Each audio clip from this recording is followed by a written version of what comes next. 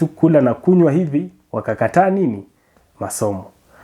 Hii kukula na kunywa ndio tulikuwa tukisema juzi, meza ya Bwana. Meza ya Bwana inatumika vibaya, na hii lazima tu tutaiweka wazi, tutaihubiri kila siku hata kama sisi si wahubiri. Chunga sana usichukue meza ya Bwana kiolela holela. Welcome back again, and this is Bob Shakahola Show, nyumbani kwa stories za kuelimisha na pia za kufanya nini? Pia za kuhamasisha jamii. So my guys, tumekuwa hapa tukiwaletea kila siku habari ambazo zinatokea wapi? Shakahola paka Shinyalu paka Nairobi. It's why we are here again with this one. So my guys, today I'll just go straight to the point. You've all heard of Pastor Mackenzie ambaye amekuwa na tuhuma za kulaghai watu. Pastor Mackenzie, kwa wale ambao mjui, ni mhubiri wa Good News International Church. Na Pastor Mackenzie alishtakiwa, na I think ni mwezi uliopita, kwa makosa ya kuambia watu watu ambao ni wafuasi wake wafunge wakae njaa ndiposa waende mbinguni. Na katika hizo habari zote ambazo ilisanywa, data ilionyesha watu ambao wameathiriwa sana ni watoto wa umri na vijana pia ambao bado hawajabalehe. Na leo tuna sababu ama tunawaletea hii video ambayo inaonesha ama inafumbua kwa nini Pastor Mackenzie alitarget wanafunzi wa shule and those smart people upstairs kiakili. Tutakuwa nikiwaarifia hizo habari. I'll be reading for you that blog moja kwa moja hapa kutoka kwa hizi studio zetu za Bob Shakahola Show. If you haven't subscribed, kindly subscribe and press the bell notification button. Ndiposa tutakapokuletea video kama hii na zingine pia uweze kufanya nini? Uweze kuarifiwa. Natumai usha subscribe basi. I would like to read for you this blog, na nitaisoma na nieleze kwa lugha zote mbili, Kizungu na Kiswahili, ndiposa muweze kunielewa vizuri. Asanteni sana. So hapo mbeleni mlisikia baada ya Mackenzie kutrend, tulisikia kulikuwa na pilot ambaye alikuwa ameacha kazi yake. Si pilot, air hostess. Aliwacha kazi ya air hostess, akaamua kufuata nani? Kufuata Mackenzie. Air hostess, mnajua si kazi rahisi. Si kazi ambayo unasoma tu kama kozi zingine kule shuleni. This is a course ambayo inahitaji sana uwe mtu ambaye you are sharp, you are very sharp. So my guys, after there mkasikia pia watoto wa universities wamekusanywa, wampelekwa katika hekalu la Good News, na wengi ambao walipoteza maisha ni watoto wa universities. Pia watoto wa high school waliweza kupoteza maisha yao kule Shakahola na kanisa la Good News International Church. Hapa bado sisi tunapigiwa simu katika studio zetu za Bob Shakahola Show. Wazazi wa Pwani University wanalia sana, watoto wao walipotea hicho kipindi na hawajaweza kurudi manyumbani. Today I'll be reading for you this story ya Benson Omari ambaye ni kijana anayetoka Mwitoti Village, Mumias. Kwa picha mtamuona pale kwa screen. So anatoka Mumias East Constituency. A father of 5 is still mourning having buried one of his sons. Kijana ambaye alizikwa ni Ian Mkumbo. Some 2 weeks ago after he refused to eat and rejected education. Wale ambao mjanipata. Benson Omari from Mwitoti Village in Mumias East Constituency, a father of 5, is still in mourning having buried one of his sons, Ian Mkumbo, some 2 weeks ago after he refused to eat and rejected education. Huyu kijana alikataa kukula na pia akakataa elimu. Ni village ya Mumias. Mumias ni watu wa Western. The Form 2 student was introduced to Pastor Mackenzie's fellowship in 2019 by his elder brother Felix Mutimba when he was in standard 8. Huyu ambaye amefariki akazikwa ndio babake analalama, alintroduziwa ama aliderezwa kuhusu kanisa na akajiunga nalo mwaka wa 2019. Na huu mwaka ndio mmesikia kwa blog zetu zilizopita tukisema hii ndio mwaka ambayo Mackenzie alianza kuambia watu wa fast, manake Yesu alikuwa anakuja. Na aliweza kupata ukuruba mkubwa na watu walimfuata sana. Tena huu ndio mwaka ambapo alikuwa na preach against the huduma number, akiita ni namba ya shetani. Naam. So huyu kijana ambaye alikuwa form 2 aliwacha nini? Aliwacha shule, akaamua kufuata ndugu yake Felix Mutimba kujoin kanisa la nani? La Pastor Mackenzie. Last month, teachers called me that my son had started acting and behaving strangely. He refused to eat and termed education as useless. The starvation made his health deteriorate until his death, and he was buried 2 weeks ago. Basi baba anasema kijana wake aliitwa shule na walimu alipigiwa simu akapewa ripoti ya kwamba kijana yake anafanya mambo ya kustajabisha. Amekataa kukula na pia anasema education is useless. Remember, this is a boarding school. Na huyu kijana alifanya hivyo, he acted in that way paka akafa. The reason behind that, walikuwa wameambiwa na mhubiri wao ya kwamba wakikaa njaa, wakatae masomo, wataenda mbinguni, na wakifast wafe, wataenda mbinguni.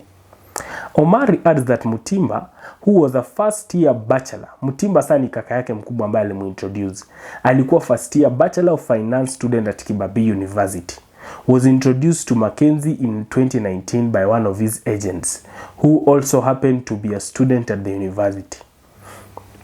He took him and 10 other students to Malindi in the guise of a university tour. Mnanipata? Wazazi wengi sana wanauliza watoto wao walipotea. Pwani University, na huyu tumesikia ni wa wapi? Huyu tumesikia ni wa hii university ambayo inaitwa Kibabii. Amekuwa anafanya bachelors of finance. Na anasema 2019 agents wake Mackenzie waliweza kukutana na yeye na wakachukua yeye pamoja na wanafunzi wengine 10. Inamaanisha kuna wengine bado wamepotea. He says according to Mutimba, they ate and drank, immediately got converted and started opposing education and hard work. Walikula wakanywa, na walipotukula na kunywa hivi wakakataa nini? Masomo. Hii kukula na kunywa ndio tulikuwa tukisema juzi, meza ya Bwana. Meza ya Bwana inatumika vibaya, na hii lazima tu tutaiweka wazi, tutaihubiri kila siku hata kama sisi si wahubiri. Chunga sana usichukue meza ya Bwana kiholela holela. They take these university students, those sharp students, they give you this meza ya Bwana. Wewe unadhania ni pombe, ni wine. Kumbe huu mkate ujui umewekewa nini. Unaenda tu kanisa, let me take their meza, let me participate. After the video tuliweka hapa, mlisikia Catholics kwa comment section wakisema yetu huwa tupeani hivyo hivyo kama hujafanya nini? Hujabatizwa. Meza ya Bwana, be very cautious. Kwa sababu hao wanafunzi baada ya kunywa hiyo damu ama hiyo pombe ya meza ya Bwana, ndio walipotea, wakakataa masomo, wakakataa kila kitu. Chunga sana, hatujui ni nini mtego gani huko pale. My son was introduced to the cult like church, where he became one of the agents and started recruiting other students.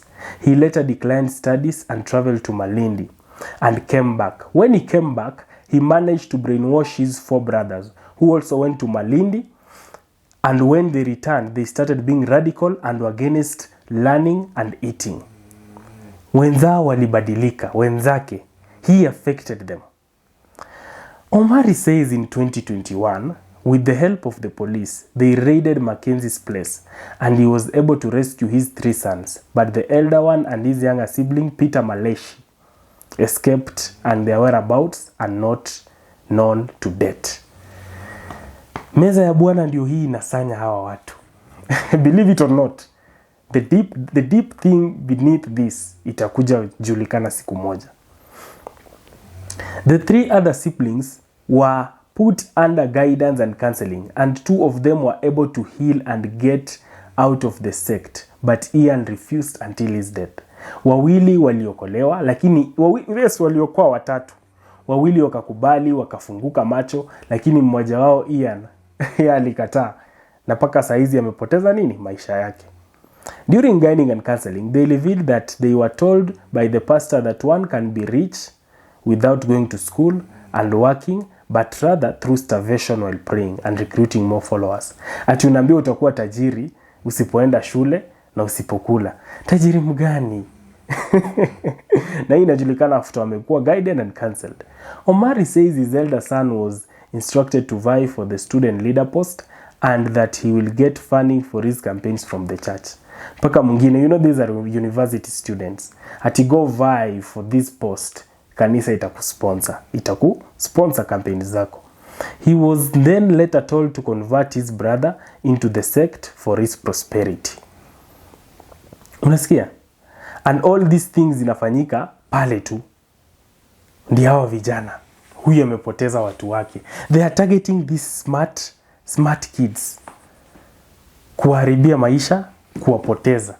But why? What can you think? Kwa nini wanaendea wale the smart kids? This reminds me of the past then story after Al-Shabaab spread Kenya, Al-Shabaab are recruiting people. You know, this Pastor Mackenzie is being again termed as a terrorist. So when Al-Shabaab was still bado inachipuka, you know, rumors were all over Al-Shabaab are recruiting Kenyans youth. Now they are targeting the smart ones. They are targeting the A material. They are targeting the cremies. You know, the cremies ni wale the yani they get A's in everything. Sana sana ndio walikuwa wanabebwa. So why should they target smart kids or smart youth in the society? Why was Mackenzie doing this? You've heard of the pilot, you've heard of the Kibabii student who is doing Bachelors of Finance, you've heard of the Form 2 kid whom we just lost. As we dive into this day in, day out, just leave a comment pale chini. Why do you think they're targeting smart kids? Then number 2, what is your comment about Meza ya Bwana, the Holy Communion? Do you think like us that the Holy Communion might be corrupted by these pastors, might be being used to dupe other people, to dupe the newbies in their churches, to gain that fellowship? As we dive into that, remember to join the channel by subscribing. Even the join button iko pale chini. Till we meet again, bye bye.